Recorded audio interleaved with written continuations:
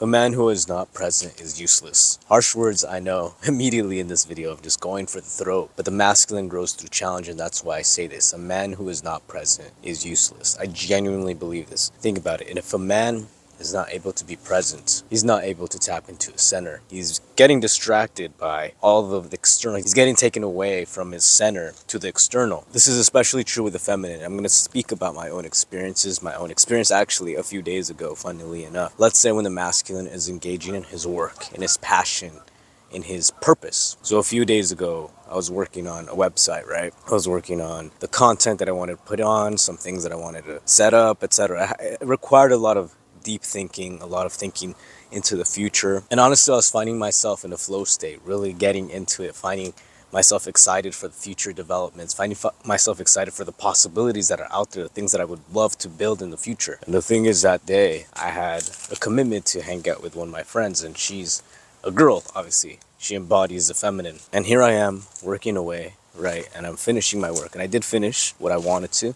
Yet, when I was hanging out with her, when I was talking to her and we're eating and everything, I found myself not as present as I could have been. I kept thinking about other things, about work and about the possibilities. And I noticed my mind going away often. And I don't know, maybe it could have been her as well. Maybe she wasn't as present. Maybe she was thinking about other things as well, which is kind of expected of the feminine, right? Like the feminine is more in the flow. But I reflected upon it and I really identified, wow, this is really what it means to not be present. Usually, and a lot of people note this, is that when I listen to someone, I am usually in presence. I hang on to every word. I really take it in. It's a rare trait to see nowadays. A lot of people are on their phones or they're thinking about other things. They're distracted, they're stressed, and it happens, right? Like we all experience this. So I wasn't stressed and I wasn't in a bad state, but my mind kept going elsewhere. So I noticed my interaction with her, while it was good, it was a positive experience, it wasn't as present and fulfilling and purposeful as it could have been. So I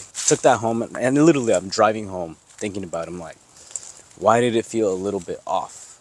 Nothing bad happened. We talked and we had a good time, and it's always a good time. Yet I felt like I wasn't entirely here. And I realized, wow, I was not in presence. I was not in complete presence. And I recognized it because in the past, I did this a lot. I did this all the time. I was never in presence, especially around women. And really, what's the point of being with your woman? I mean, this girl wasn't my woman, but when I had girlfriends, what was the point of feeling like I wasn't doing what I needed to be doing? What was the point of being with my girl, resenting her because I wasn't doing my work, or because I knew I wasn't doing what I was supposed to be doing? So I experienced this a lot back then with the girls that I would hang out with, my ex-girlfriends. I would resent the fact that I wasn't doing what I was supposed to be doing, yet I didn't do it. Like even when I was not with her, and I was angry.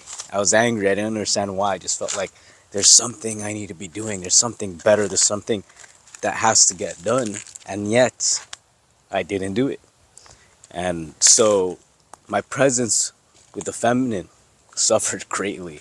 It really, really did. And that's when the feminine starts losing attraction. It's like, honestly, the feminine would rather have a small amount of time with the masculine, but in his full loving presence. This is something I've learned. When you give your full loving presence, every bit of you, you are fully there.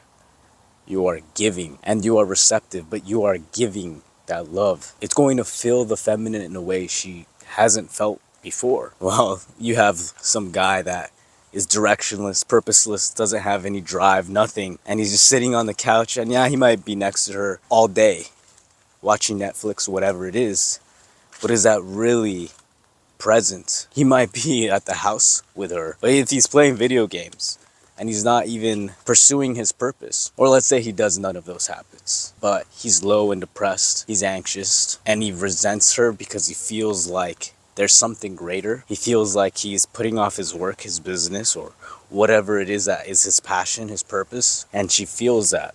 The feminine is intuitive. She's going to feel that hole within him. She's going to feel the resentment building up. Trust me, she would rather have a fully present man for a little bit of time than have a man who is always there, hates his life, hates being with her, etc. I know this could be asking for a tall order because the world is challenging and being present at all times is challenging. Like I said, I find myself sometimes distracted by my own thoughts, even when they're positive, even when it's something that I'm like, yes, I'm looking forward to this, yes, this is possible. But I want to be intentional, especially when I'm dealing with friends, family, the feminine in particular. Maybe it seems like harsh words saying, yeah, a man who is not present is useless. But the thing is, he might as well be. I'm not being hateful or harsh to just hurt someone's ego.